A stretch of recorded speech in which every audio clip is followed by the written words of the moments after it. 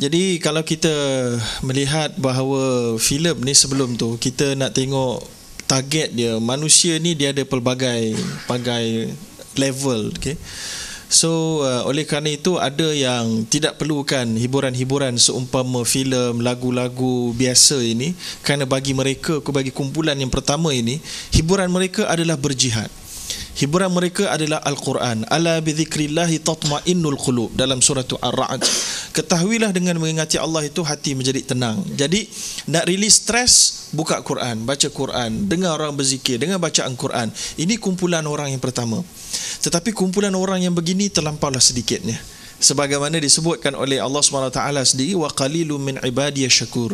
Hanya sedikit saja di kalangan hamba-Ku yang benar-benar bersyukur, yang benar-benar boleh appreciate, yang benar-benar boleh, maknanya boleh menjaga dirinya daripada majoriti dosa. Maka oleh kerana itu, ini kumpulan yang pertama. Kumpulan yang kedua, kumpulan yang bawah sikit. Jadi kalau kita sebutkan dalam apa yang ada dalam Quran, yang paling atas itu namanya muttaqin, orang yang bertakwa. Orang bertakwa ni disebutkan oleh Umar Al-Khattab ketika mana berbincang dengan Ubay bin Ka'ab, iaitulah perumpamaannya orang yang berjalan di atas satu lorong yang penuh dengan duri, dia akan sentiasa menjaga langkahnya agar tidak terpijak duri. Itu yang pertama. Jadi kita nak sebutkan orang-orang muttaqin ini, mereka sentiasa kalau boleh tak payah lalu langsung di lorong tersebut, sebagaimana yang diajar oleh Umar Al-Khattab sendiri. Beliau mengatakan, tarakna tis'ata asyaril halal makhafatar riba. Aku sanggup tinggalkan 9/10 peluang perniagaan kerana aku takut terjebak dalam haram yang melibatkan perniagaan. Sampai tahap itu. Ini kumpulan pertama. Tapi para ulama apabila mereka memberikan panduan dan guidance, mereka tidak boleh untuk menganggap semua orang berada pada tahap itu. Maka tidak bolehlah seorang ilmuwan ataupun syariah scholars itu, bila mana ditanya tentang hiburan, filem haram, lagu haram, ini haram, semua haram belaka. Kerana ini tidak bertepatan dengan kaedah usul fiqh yang disebutkan dalam Islam, idza dhaqal amr tasa' wa idza tasaq dhaq. Artinya apabila seseorang scholars itu mereka memberikan fatwa yang terlampau keras, maka terlampau ramai orang yang akan melakukan dosa dan kesalahan. Dan apabila mereka terlampau longgar pula, maka akan begitu. Jadi oleh kerana itu ada kumpulan yang kedua, orang mukmin yang juga bagus, tetapi mereka mungkin memerlukan hiburan-hiburan yang bukan sekadar daripada bacaan-bacaan Quran.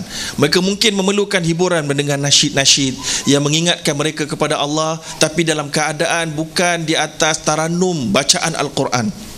So oleh kerana itu, ini juga majoriti ulama-ulama kontemporari, antaranya Syekh Dr. Yusuf Al-Qardawi, Dr. Muhammad Said Ramadan Al-Buti, Syekh Dr. Mustafa Zarqa dan Syekh Mahmud Shaltut, dan juga Al-Azhar Al-Sharif, iaitulah universiti dan majlis fatwa mereka mengatakan harus hukumnya dengan parameters, dengan syarat-syarat yang akan kita ceritakan sebentar lagi. Ini kumpulan yang melihat kepada situasi semasa manusia. Ada yang bawah lagi, ada yang mereka yang baru nak sedar.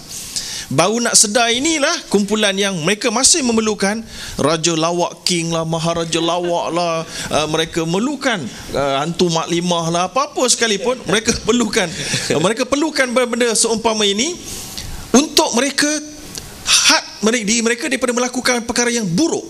At least mereka menggunakan waktu itu kepada benda yang tidak memudaratkan orang lain.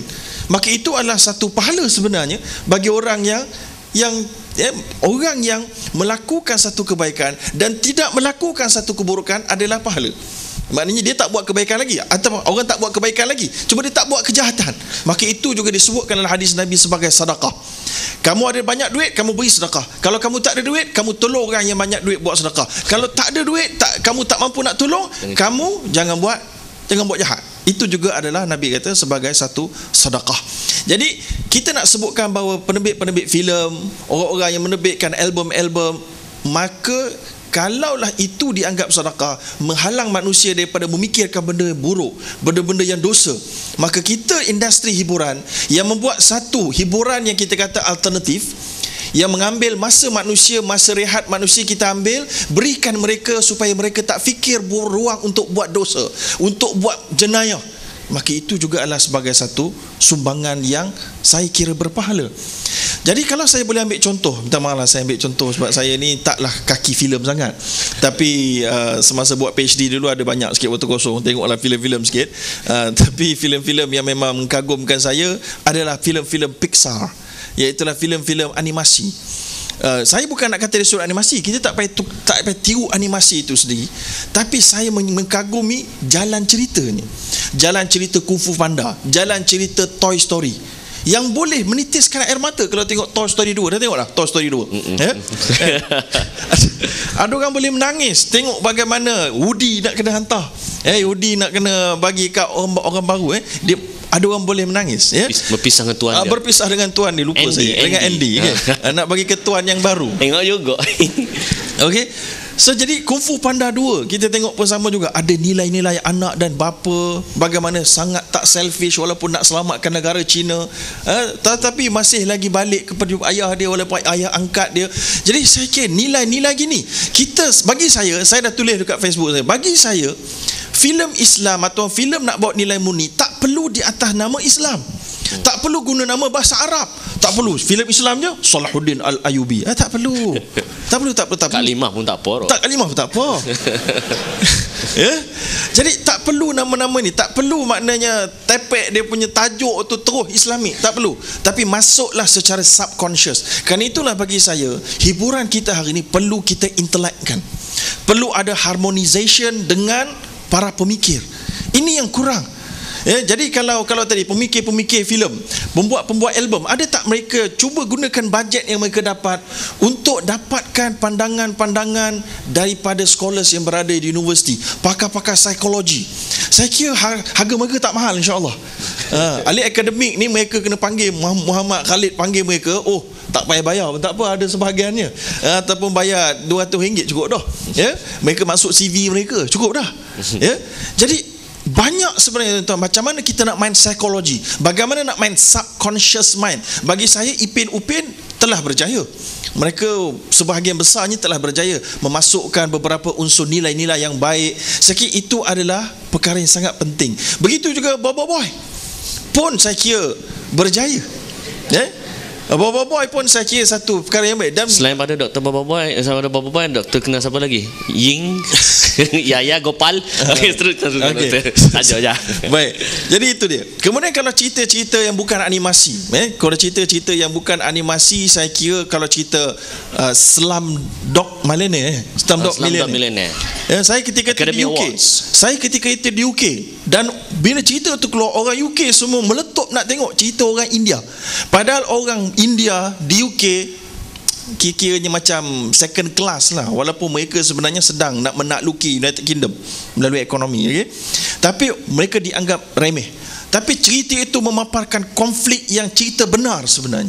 Cerita benar bagaimana budak-budak ditangkap, dipotong tangan. Benda ni bukan kat India aja berlaku, dekat Jordan pun banyak. Ketika mana saya belajar di Jordan, ada pelajar-pelajar, ada orang-orang, anak-anak orang asing yang mudah ditangkap dan dipotong tangan, dibutakan mata untuk pergi minta sedekah. Kalau kisah-kisah seumpama ini, kisah-kisah dalam rancangan Bersamamu, kita tengok cerita Bersamamu, itu bukan kisah, itu bukan cerita, itu dokumentari. Cuba diceritakan tentang ada keluarga yang makan siput, ada keluarga yang makan. Kalau dikreatifkan, laku tuan-tuan. Bukan kat Malaysia, saya rasa antarabangsa pun top.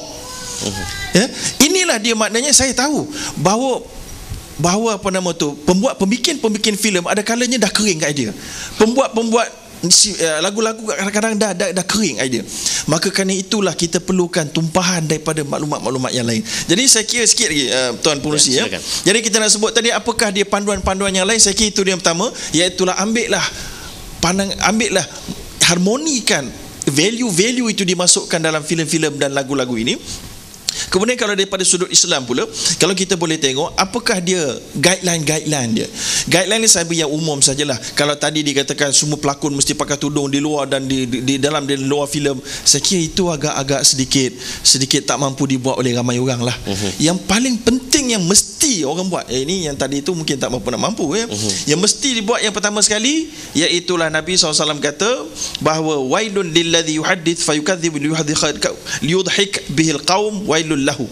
Yang pertama sekali, kalau kita buat kisah cerita tu memang untuk orang lawak gelak habis-habis semata-mata, tanpa sebarang nilai. Jadi kalau itu boleh jadi ambil panduan, buatlah cerita lawak apa-apa pun, tapi buatlah nilai. Kungfu Panda pun ada orang gelak. Ya. Oh, sakit perut. Sakit perut. Tapi tengokkan bagaimana manjanya Po tu kan. Jadi tapi ada sentiasa ada nilai. Baik, yang seterusnya iaitulah tidak dibuat. Nabi SAW kata la yahillu li muslim ayyurawi'a musliman. Tidak halal seorang muslim untuk menakutkan orang Islam yang lain. Jadi sebagai pembikin filem ke apa saja, cerita ke komik ke animasi apa sekalipun, maka dalam Islam kalau kamu buat nak jual ke apa, jangan buat satu jalan cerita yang biarkan orang takut bila berada di alam sebenar.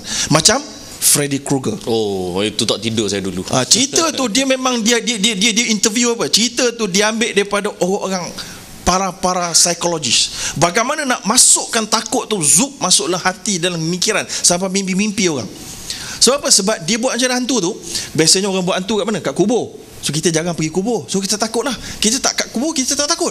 Tapi kali ni dia buat hantu dia dalam diri daily orang. Orang nak pergi berak dekat dalam toilet, hantu tarik daripada bawah. Oh, ni nak berak, orang takut. Orang, saya ingat yang dulu lah, okay? Yang baru saya tak tengok. Yang dulu, muda kecil-kecil, muda dulu. Kemudian hantu dalam bilik, dalam baring saja tarik. Kalau ada cerita hantu biasanya di bawah katil. Tidak, atas katil dia tarik masuk ke dalam. Ya. Jadi orang nak buat. Jadi itu orang keluar tu. Jadi serba salah. Cerita macam itu jual berapa banyak juta pun tidak ada berkat sama sekali. Kerana dia dikira menakutkan orang, ya, dan juga tidak memberikan banyak manfaat. Kemudian yang seterusnya iaitulah tidak memperolok-olokkan dan memperkecil-kecilkan apa juga yang berkait dengan agama.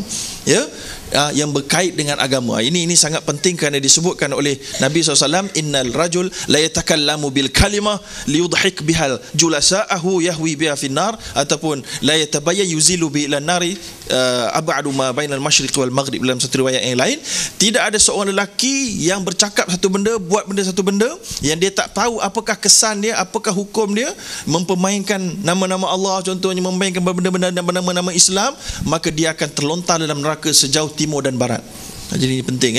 Kemudian yang seterusnya disebutkan janganlah ada perkauman, itu biasalah, dan mengumpat di dalam itu, yang mana ini kalau hiburan-hiburan, ada setengah orang dia jadikan mengumpat sebagai satu hiburan dia, jadi banyak orang yang mengumpat tu memang release tension, sebab kita cerita pasal orang, mendengar cerita keburukan orang dan seumpamanya. Jadi saya kira